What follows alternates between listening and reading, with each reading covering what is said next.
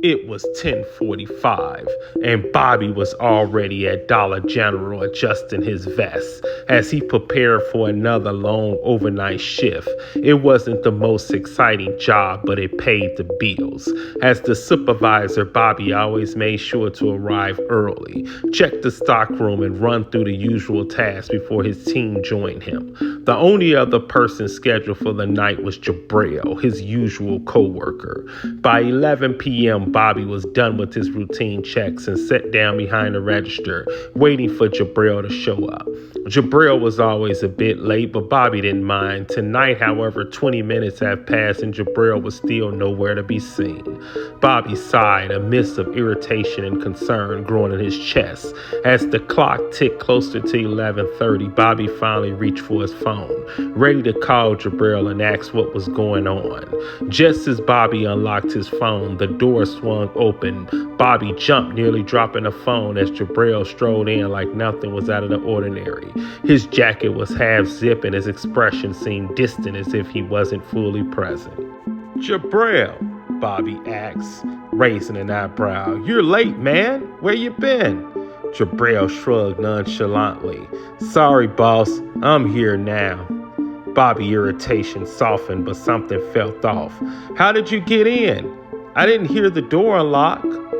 Jabril gave him a slight smirk, a strange one Bobby had never seen from him before. "You left the door unlocked, Bobby. I just walked in." Bobby frowned. He was sure he locked the door as he always did, but maybe he had forgotten in his rush to start the shift. "Yeah, maybe just don't let it happen again, all right?" Jabril nodded and silently began stocking the shelves, but Bobby couldn't shake the odd feeling lingering in the air. As the night dragged on, Jabril's behavior became stranger. He wasn't his usual chatty self. Instead, he moved quiet, too quietly, avoiding eye contact whenever Bobby tried to start a conversation.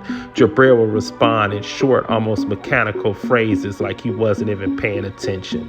Hours passed and the eerie vibe from Jabril only intensified.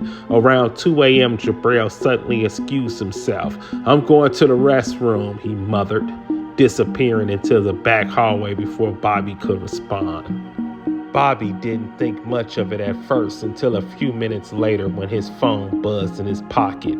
He glanced at the screen and his heart skipped a beat when he saw the caller ID, Jabril. Confusion, Bobby answered the call. "Jabril, what's going on?"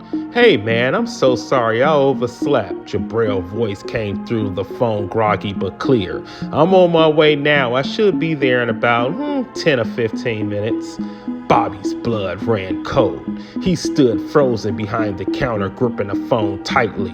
"What do you mean you're on your way? You've been here all night." "No, man," Jabril replied, sounding confused. "I just woke up. I'm leaving the house now, dude." Bobby's breath hitched. He quickly ended the call and ran towards the parking lot, throwing open a door. His heart pounded as he scanned the lot. Jabril's car wasn't there. It had never been there. Without wasting a second, Bobby sprinted back inside and bolted down the hallway toward the restroom. He shoved the door open, a fluorescent lights flickering overhead. The bathroom was empty. No sign of Jabril or whoever had been acting like him.